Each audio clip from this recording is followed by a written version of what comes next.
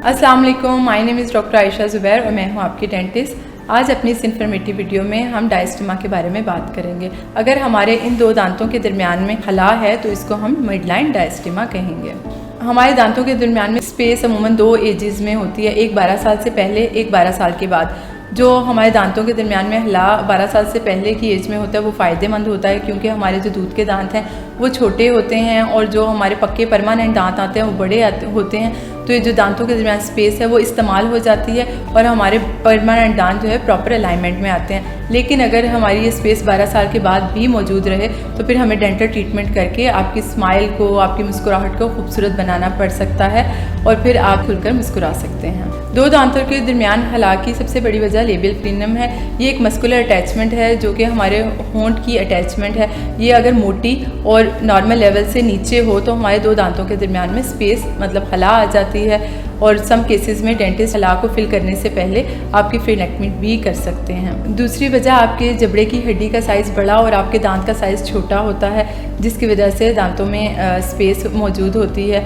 और इसके अलावा ये कि आपका कोई परमानेंट दांत जो है वो मिसिंग है और आपको पता ही नहीं होता कि आपका दांत मिसिंग है, इसकी वजह से भी दांतों में स्पेसिंग आ जाती है और बाकी दांत भी इसकी वजह से मूव कर सकते हैं। पायरिया मतलब पेरिडोंटाइटिस, ये अमूमन हमें 35 प्लस की एज के लोगों में मतलब मिडिल एज के लोगों में देखने में मिलता है कि उनके दांतों के दरमियान में स्पेसिंग आ जाती है।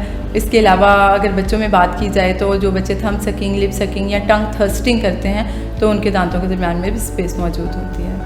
सबसे सस्ता, आसानी और जल्दी से हो जाने वाला प्रोसीजर ये है कि हम कंपोजिट फिलिंग आपके दो दांतों के दरमियान कर देते हैं। ये आपके दांत के रंग का मटेरियल होता है जिसको हम लगा के आपके दांतों के गैप को फिल कर देते हैं।